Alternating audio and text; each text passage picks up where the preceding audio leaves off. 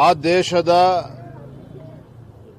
ಅತ್ಯುನ್ನತ ಗೌರವವನ್ನು highest civilian awards ಅನ್ನ ನಮ್ಮ ದೇಶದ ಪ್ರಧಾನಮಂತ್ರಿ ನರೇಂದ್ರ ಮೋದಿಜಿಯವರಿಗೆ ನೀಡಿದ್ದಾರೆ. ಭಾರತದ ಯಾವುದೇ ಪ್ರಧಾನಮಂತ್ರಿಗಳಿಗೆ ಈ ರೀತಿ ಗೌರವ ಸಿಕ್ಕಿರಲಿಲ್ಲ. ಅಂದ್ರೆ ಇಡೀ ವಿಶ್ವವೇ ನರೇಂದ್ರ ಮೋದಿಜಿಯವರ ನಾಯಕತ್ವವನ್ನು ಒಪ್ಕೊಳ್ತಾ ಇರತಕ್ಕಂಥ ಸಂದರ್ಭದಲ್ಲಿ ಎಐಸಿಸಿಯ ಅಧ್ಯಕ್ಷರಾಗಿರುವಂತಹ ಮಲ್ಲಿಕಾರ್ಜುನ್ ಖರ್ಗೆರವರು ನರೇಂದ್ರ ಮೋದಿಜಿಯವರನ್ನ ಭಯೋತ್ಪಾದಕರು ಅಂತೇಳಿ ಅವ್ರನ್ನ ಹೇಳಿಕೆ ನೀಡಿರುವಂಥದ್ದು ಭಾರತೀಯ ಜನತಾ ಪಾರ್ಟಿ ಅಷ್ಟೇ ಅಲ್ಲ, ಇಡೀ ದೇಶ ಇದನ್ನ ಬಲವಾಗಿ ನಾವು ಖಂಡಿಸ್ತಾ ಇದೆ. ಎಐಸಿಸಿ ಅಧ್ಯಕ್ಷರಾಗಿರುವಂತಹ ಮಲ್ಲಿಕಾರ್ಜುನ್ ಖರ್ಗೆ ಅವರಾಗಲಿ ಕಾಂಗ್ರೆಸ್ ಪಕ್ಷಕ್ಕಾಗಲಿ ಬಹುಶಃ ಪ್ರಧಾನಮಂತ್ರಿಗಳ ಒಂದು ಜನಪ್ರಿಯತೆಯನ್ನು ಅವರಿಗೆ ಸಹಿಸಿಕೊಳ್ಳೋದಕ್ಕೆ ಸಾಧ್ಯ ಆಗ್ತಾ ಇಲ್ಲ.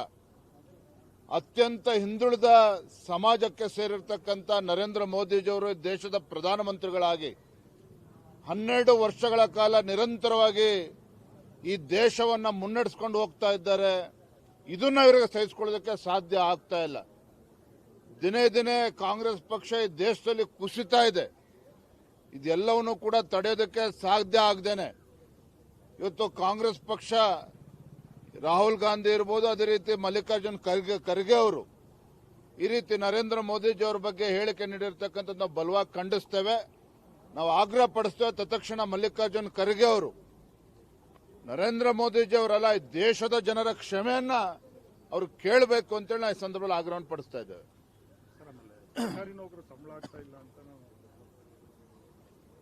ಇದೇನು ಹೊಸ ವಿಚಾರ ಏನಲ್ಲ.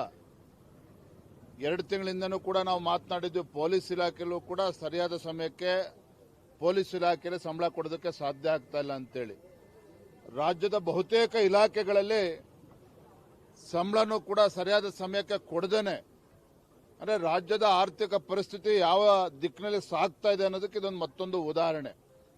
ಆದ್ರೆ ಈಗ ನನ್ನ ಅಧಿಕಾರಿ ಪತ್ರಿಕೆಗಳಲ್ಲೂ ಕೂಡ ನಾನು ನೋಡ್ತಾ ಇದ್ದೆ, ಅಧಿಕಾರಿಗಳು ಕೆಲವು ಸಬೂಬುಗಳನ್ನು ನೀಡಿದ್ದಾರೆ.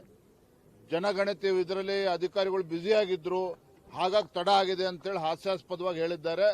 ಆದರೆ ವಾಸ್ತವಿಕ ಸತ್ಯ ಏನು ಅಂತ ಹೇಳಿದ್ರೆ ಆರ್ಥಿಕ ಪರಿಸ್ಥಿತಿ ಹದಗೆಟ್ಟಿದೆ. ಮಾನ್ಯ ಮುಖ್ಯಮಂತ್ರಿಗಳು, ಹಣಕಾಸು ಸಚಿವರು ಏನಿದ್ದಾರೆ, ಇದ್ಯಾವುದನ್ನು ಕೂಡ ಸರಿದೂಗಿಸೋದಕ್ಕೆ ಸಾಧ್ಯ ಆಗದೇನೆ ಸರ್ಕಾರಿ ನೌಕರರಿಗೆ ಸಂಬಳವನ್ನು ಕೂಡ ಸರಿಯಾದ ಸಮಯಕ್ಕೆ ಕೊಡದೇ ಇರತಕ್ಕಂತ ಒಂದು ದುಸ್ಥಿತಿಗೆ ಒಂದು ರಾಜ್ಯ ಬಂದು ತಲುಪಿ ನಿಂತಿದೆ. Thank you.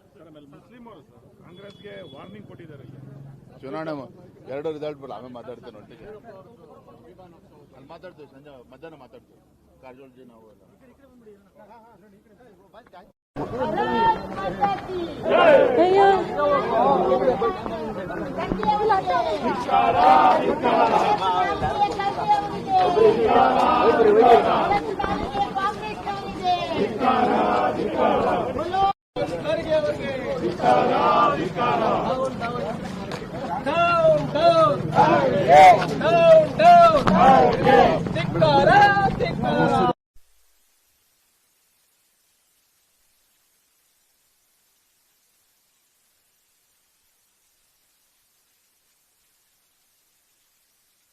ಮಲ್ಲಿಕಾರ್ಜುನ್ ಖರ್ಗೆ ಅವರು ಅವರ ಹೇಳಿಕೆಗೆ, ಅವರ ಮಾನಸಿಕತೆಗೆ ತಕ್ಕಂತೆ ಇವರು ಕುಣಿಯುವಂತ ಕೆಲಸ ಇವತ್ತು ಭಾರತದಲ್ಲಿ ಆಗ್ತಾ ಇದೆ.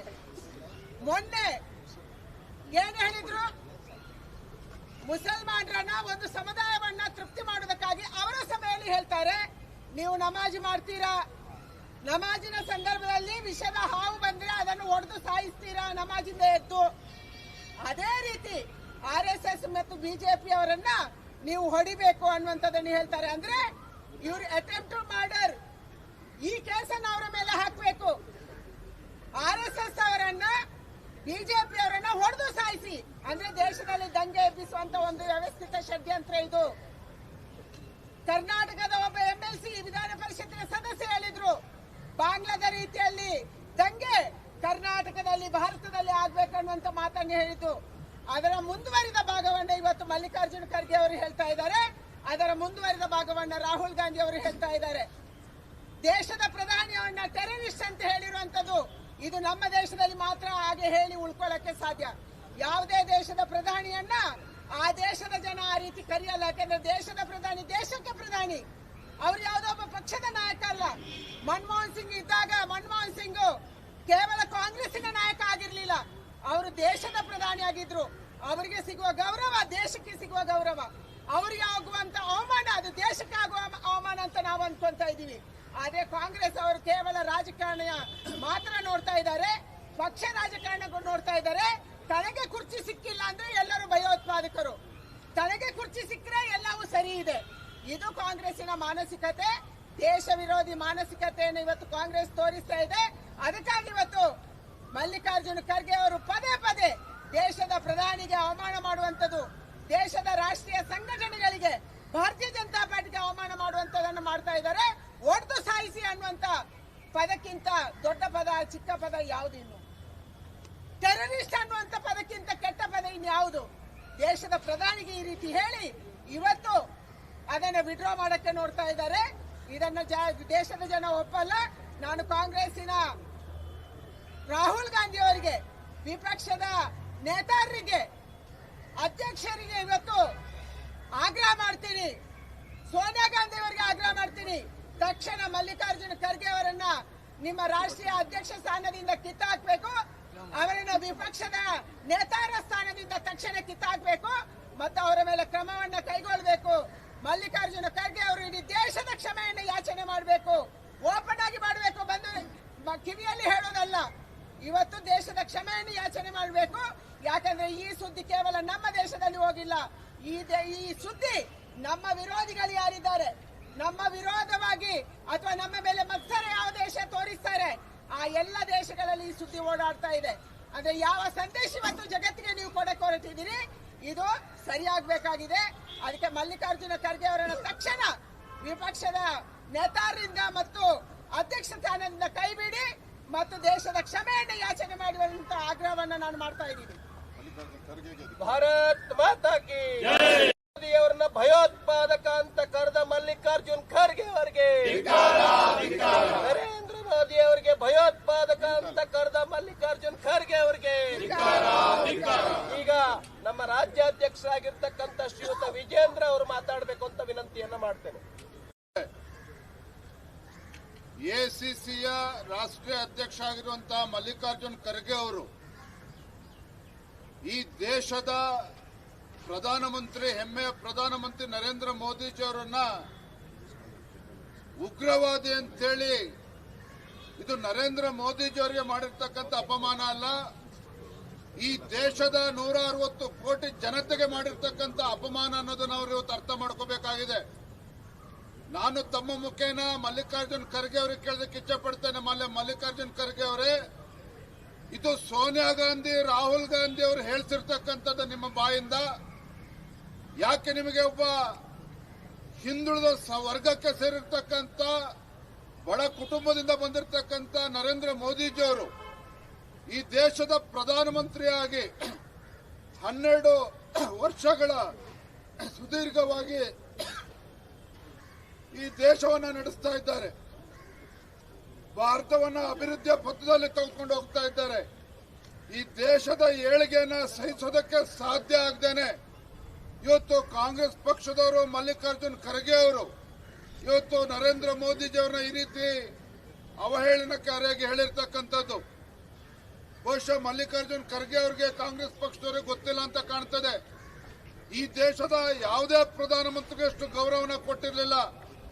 ಜಗತ್ತಿನ 25ಕ್ಕೂ ಹೆಚ್ಚು ರಾಷ್ಟ್ರಗಳು ಆ ದೇಶದ ಅತ್ಯುನ್ನತ ಗೌರವವನ್ನು, ಹೈಯೆಸ್ಟ್ ಸಿವಿಲಿಯನ್ ಅವಾರ್ಡ್ಸ್ ಅನ್ನ ನಮ್ಮ ಹೆಮ್ಮೆಯ ಪ್ರಧಾನಮಂತ್ರಿ ನರೇಂದ್ರ ಮೋದಿಜಿಯವರು ಕೊಟ್ಟಿದ್ದಾರೆ ಅಂತ ಹೇಳಿದ್ರೆ, ನರೇಂದ್ರ ಮೋದಿಜಿಯವರು ಯಾವ ರೀತಿ ಈ ಭಾರತವನ್ನು ಅಭಿವೃದ್ಧಿಯ ಪಥದಲ್ಲಿ ತೆಗೆದುಕೊಂಡು ಹೋಗ್ತಾ ಇದ್ದಾರೆ ಅನ್ನೋದನ್ನ ಅವರು ಅರ್ಥ ಮಾಡ್ಕೋಬೇಕಾಗಿದೆ.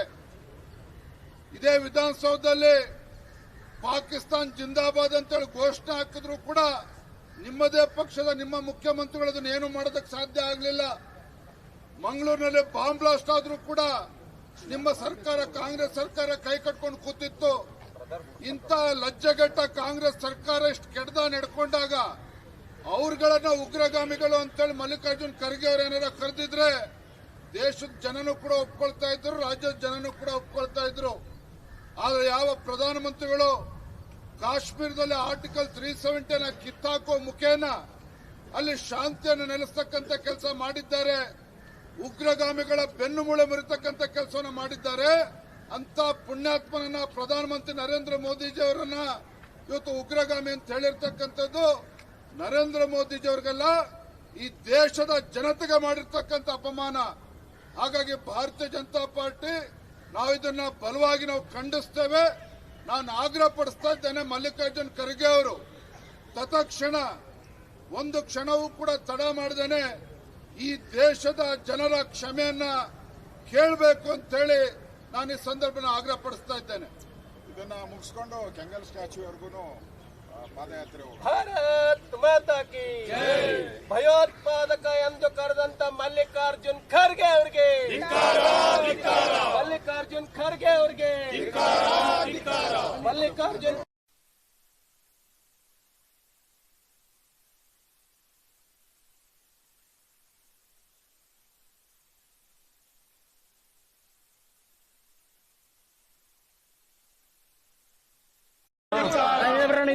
ಖರ್ಗೆ ಅವರಿಗೆ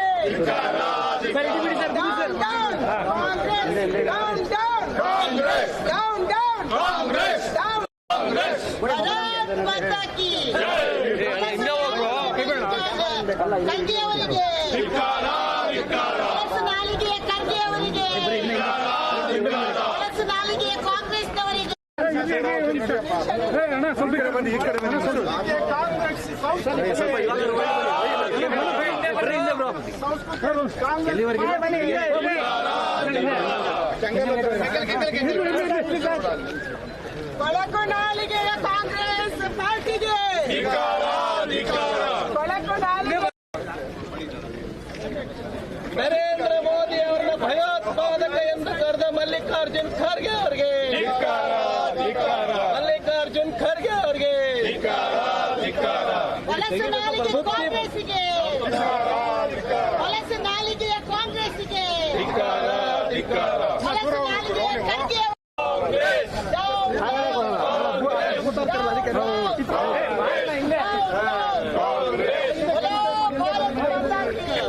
ಹೆಚ್ಚಿನ ವಿಡಿಯೋಗಳಿಗೆ ಪ್ರತಿಧ್ವನಿ ಯೂಟ್ಯೂಬ್ ಚಾನೆಲ್ ಸಬ್ಸ್ಕ್ರೈಬ್ ಮಾಡಿ, ಬೆಲ್ ಐಕಾನ್ ಕ್ಲಿಕ್ ಮಾಡಿ.